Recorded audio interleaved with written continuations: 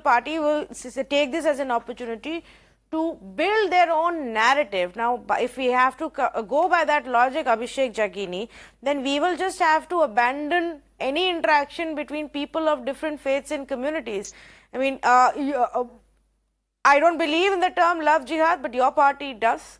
So another party will now stand up and say this is reverse love jihad, will try and legitimize it in any other way.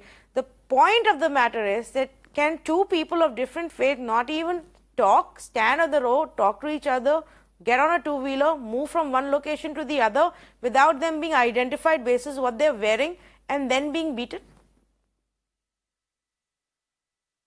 That is what is our reality today. Unfortunately, we as a society have evolved to a social setup where such incidents are not just isolated but reflect the collective mindset of a community or a group of people. If these happen occasionally, if these happen rarely, then we can look at it isolated. But when these are regular and when we see a pattern in this, it is a very sad precedent that we are letting this happen. For example, when such an incident has happened last week in Bengaluru, the Chief Minister of Bengaluru has categorically stated through social media platforms that the accused have been arrested and that his government would deal with this thing with iron fist, because Bengaluru has an image of a cosmopolitan city. It is on the global map.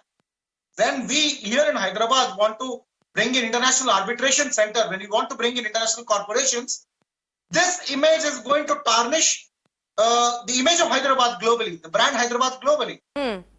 So such repeated incidents are not just incidents of crime, but such people, these peddlers of hatred and separatism, are planting poisonous seeds of separatism in young minds. These young minds undergo so much of trauma.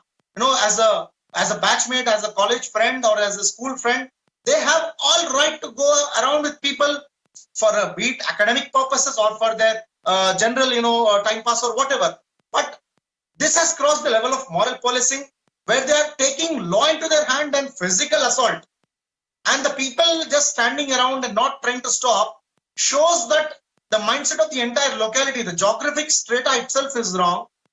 This I would blame firstly on the government, because the government needs to induce the fear of the power of law.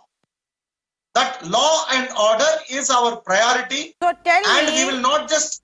So tell me, okay, if you're going to blame the government, which I think all states need to take responsibility, in March in Bengaluru, a similar incident happened where a 23-year-old was stabbed for traveling with a Muslim friend from Mangaluru to Bengaluru.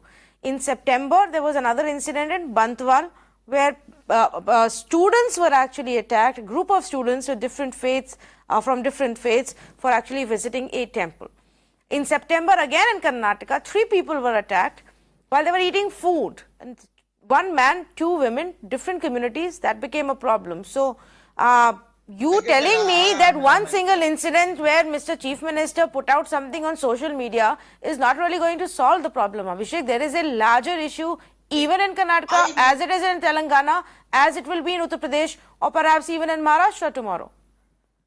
I know Uttar Pradesh is a very, very fancy name nowadays because the elections is upcoming and every incident will be used to spin the voters there. No, actually, Uttar Pradesh has actually seen a spate of such instances. The self-appointed groups there from... I'm well informed about it. Call it love jihad if you don't know. Coming back to our topic of Karnataka and Telangana here, I mean to say that the leadership needs to make it clear to the public that this is unacceptable. Yes, the police department will protect the law and order. It will take its due course of action. The judiciary is there.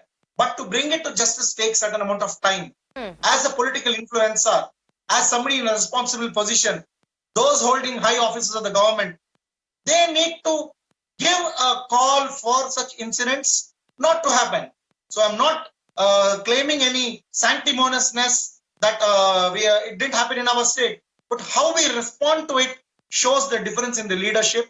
And that is where I insist and request that the government of this state, the leaders of this state, give a message, call out for a message of social harmony, and also reinstate and reiterate and articulate it well that incidents like this will not be tolerated, because it is both the Muslim students as well as the Hindu students and students of all community of Hyderabad who will be affected tomorrow if this tarnishes